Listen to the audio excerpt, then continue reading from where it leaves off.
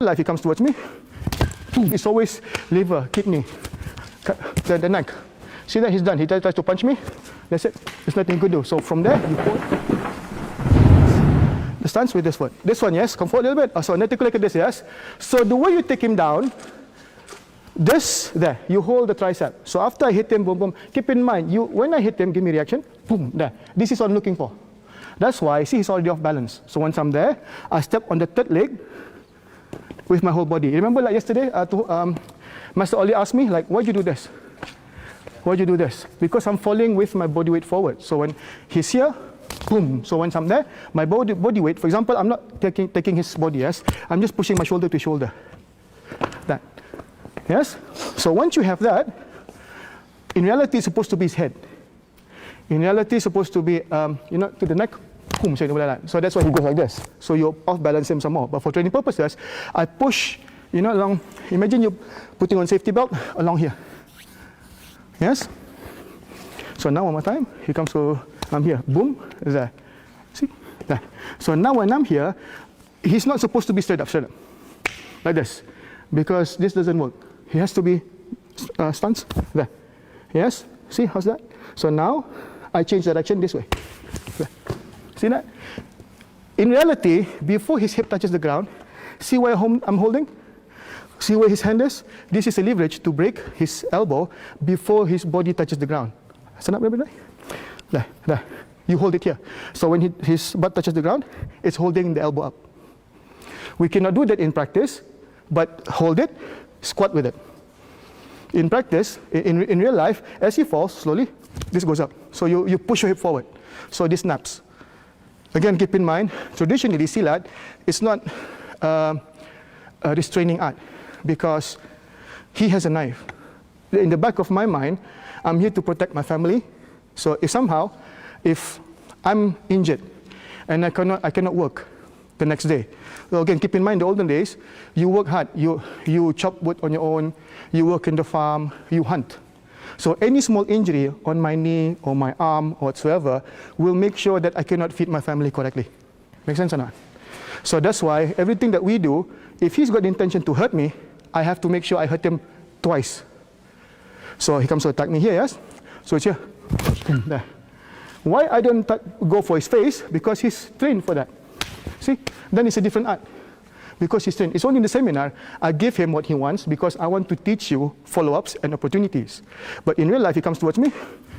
Boom. It's always liver, kidney, the neck. See that he's done. He tries to punch me. That's it. There's nothing you could do. So from there, you pull, you break it. That's it. So before he breaks me, I break him.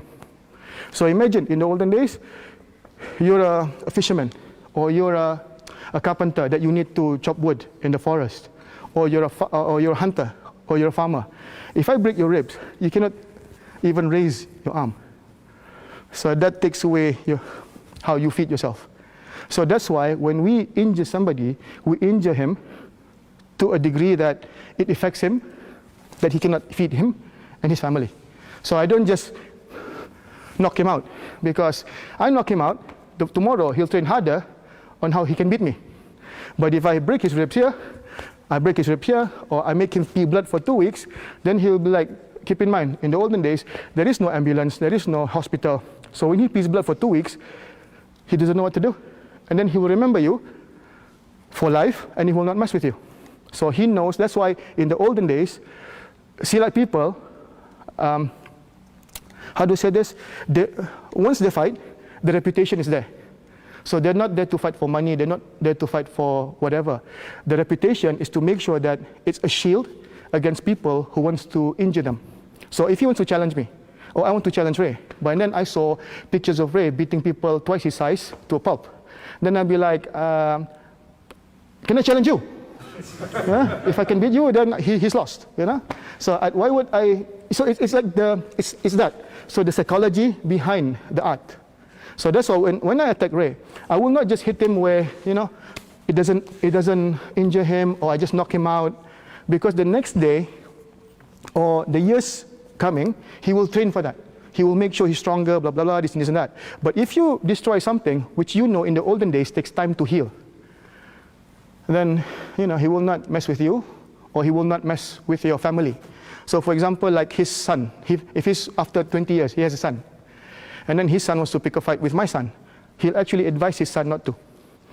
Because, you know, it's not like nowadays, you got YouTube, you got videotapes to research or study how I move. In the olden days, that's why people keep it secretive, because every move that I do might be used against me. So that's why in the olden days, the secret techniques. But nowadays, because of MMA, UFC, it's not like that. It's all about who's faster, who's stronger, who's got more stamina. So that's why if you go to YouTube or whatever, the people has no concept or have no formal training, they would say, oh, if it's so good, then why don't we see it in the UFC? You see that? If you're so good, then why are you not in MMA? Because we train for different goals. Traditionally, Silat, it's not a sport. So we do it to protect the village, our tribe, our family, our children. So our reputation forward as a warrior is what protects us. It's not because, oh, I'm a warrior, come challenge me. It's nothing to do with that. Does it make sense or not? And also in the olden days, the people who challenge you are not average people. He knows he's very good in his system. He knows that, oh, he's good in his system, I want to challenge him. So they fight the best to be the best. So if they fought the best, and then the next day, they're like, I couldn't even move my arms. You know, then he, as a person who is trained, will understand, I could have killed him in that situation, or if I was injured by Ray. In the back of my mind, shit, Ray is actually being merciful with me, because I know that punch could have like given me internal bleeding. And then in 7 days or 3 days, I'll be like, you know, and who will take care of my family? So out of that understanding, I respect Ray. That's why in the olden days, when I challenge a teacher, no, I'm not, in the olden days, yes, when a student challenges a teacher, if he lost, he wants to become his disciple. Not because to disrespect the teacher, but he wants to know or understand. But nowadays, a challenge, people think, oh, after I challenge him, if I beat him up, then, you know, I put on YouTube, then it goes viral, and then I could embarrass him. So it's a different mindset nowadays. Does it make sense or not? So that's why in the olden days, if Ray challenges me, or I challenge Ray, it's because, why does he have this reputation? So I want to see. But I know that Ray, when I challenge him, and when Ray challenges me, we're not there to injure anybody. We're there to show our skill. So imagine Ray does boxing, and I do Silat. But if you see on YouTube now, regardless of what art you do, at the end of the day, you do BJJ, you fight on the ground, because you don't trust your own art. Yes, and then people either lost because of arm lock, or the choke, which they saw on YouTube. They didn't learn it formally, but they saw it because it's on UFC, it's on TV. But in the olden days, there is no such thing, because in the back of their mind, when they train, if I put him to the ground, then his friends will come and kick me in the head. If I fight on the ground, and then if I fought for real, somebody might have a knife. So the training is different. So that's why in the olden days, if they know boxing, I know Silat, we will keep to our art. Our art is what beats him.